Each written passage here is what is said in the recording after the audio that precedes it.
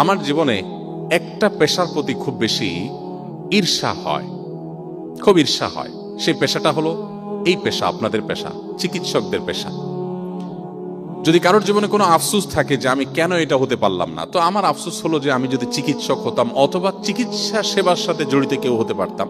তো আলহামদুলিল্লাহ, সেই দুঃখকে লাঘব করার জন্য আসুন্নাহ ফাউন্ডেশন থেকে আমরা ক্রাউড ফান্ডিং প্ল্যাটফর্মের বিশাল বড় একটি প্রজেক্ট হাতে নিয়েছি।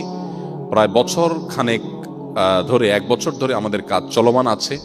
আরো কয়েক মাস সময় লেগে যাবে। আমরা আশা করছি এই প্ল্যাটফর্মটা যদি আমরা উন্মুক্ত করতে পারি, এদেশের গ্রামে গঞ্জের শহরের দুস্থ অসহায় গরিব রোগী যারা আছেন তাদের ট্রিটমেন্টে যে খরচ ব্যয় সেটা নির্বাহ করা পানির মতো সহজ হয়ে যাবে ইনশাআল্লাহ।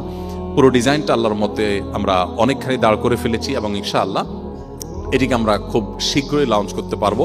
এটি যখন আমরা লঞ্চ করব তখন আমরা আশা করছি যে টাকার অভাবে যারা চিকিৎসা করাতে পারছেন না, যারা নানা কারণে চিকিৎসা সেবা থেকে বঞ্চিত হচ্ছেন, তাদের অনেক বেশি সেবা আমরা দিতে পারবো। এবং সিস্টেমটাকে আমরা এমনভাবে ডেভেলপ করছি যে আমরা এটার জন্য কোনো ফান্ড কালেকশন করব না, কোনো প্রকার তহবিল আমরা সংগ্রহ করব না। আমরা শুধুমাত্র রোগীদের ডাটাগুলোকে কালেক্ট করে সেগুলোকে রিচেক করে আমরা আমাদের ওয়েবসাইটে আপলোড করে দিব এবং আমরা মার্কেটিং করব।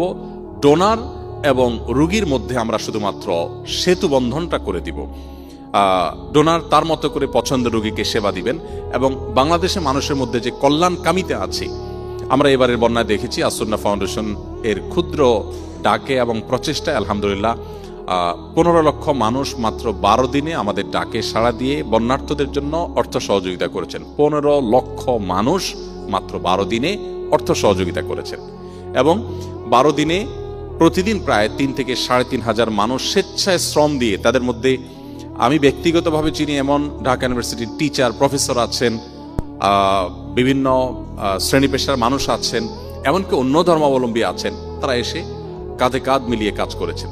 তো আমাদের এই দেশে মানুষের মধ্যে নানা দোষ ত্রুটি আছে, কিন্তু এদেশে মানুষের কিছু গুণের জায়গা আছে। এর মধ্যে একটা হলো, কোনো ভালো উদ্যোগে যদি সাধারণ মানুষ আস্থা পায়, নির্ভরতা পায়, তারা জীবনকে উজাড় করে দিতে রাজি আছে। তো আমি চিকিৎসক হতে পারিনি, সে আক্ষেপ আমার আছে, কিন্তু সেটাকে দূর করবার জন্য আল্লাহ তাআলা আমাকে একটা সুযোগ করে দিয়েছেন যে চিকিৎসা সেবায় আমাদের যে সমস্ত গরিব রোগীরা আছে তাদের জন্য একটা বিরাট প্ল্যাটফর্ম দাঁড় করিয়ে, তাদের যে অর্থের অভাবে চিকিৎসা করাতে পারছিলেন না সেই কষ্টটা বোধহয় আমরা লাঘব করতে একটা বড় ভূমিকা ইনশাআল্লাহ রাখার সুযোগ হবে।